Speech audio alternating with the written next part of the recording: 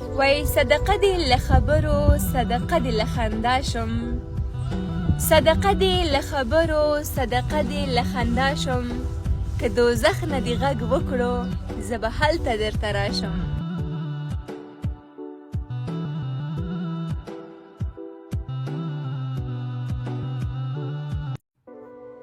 وای ماته پته ده چې ښه درته یادېږم، ماته پته ده چې ښه درته یادېږم، ته دروغ وایې له زړه درته یادېږم.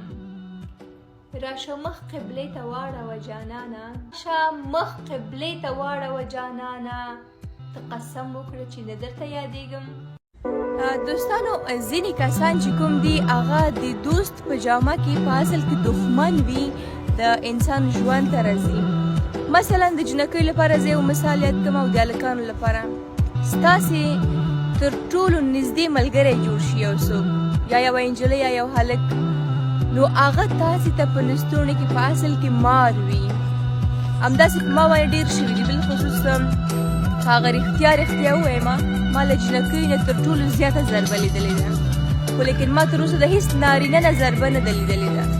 همدا اوس زما په ژوند کې تر ټولو ښه همراز مې یو نارینه ده، نه یوه نجلۍ، ځکه چې نجلکۍ البته ټولې نه یادوم، ډېر کم فیصدي، نو نه راز ساتلی شي او نه هم صادقه پاتې کېدلی شي په اسانۍ باندې. نو هڅه وکړئ چې هغه رښتینې دوستان چې ستاسې په ژوند کې دي د هغو تفکیک او د خاینینې دوستانو تفکیک وکولی شئ.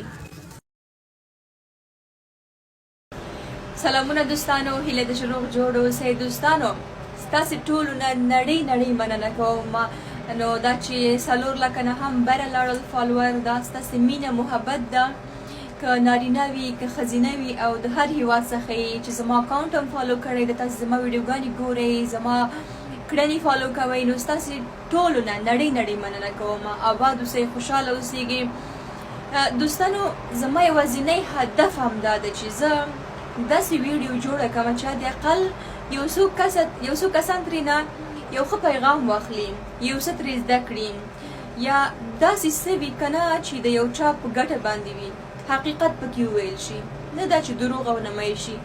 بس دوستانو ستاسې ټول نه مننه کوم، کور ودان خوشحاله اوسیږئ. بیا هم دا دومره فالوور چې پوره شول دا ماته نه بلکې ماته دې مبارک وي، نو تاسې ټول ته دې مبارک وي. ستاسې ټولو نه نړۍ مننه. او پوهېږئ دوستانو ما یو 2 ویډیوګانې د مولوي صاحب پاک له باندې جوړې کړې وې، نو اوس وروسته له هغه نه زما اکاونټ مکمل فریز ده، نو بس دا چې څه د حل لارې د زه هم نه پوهېږم، بس ویډیوګانې به جوړو چې له فریزه ووځي.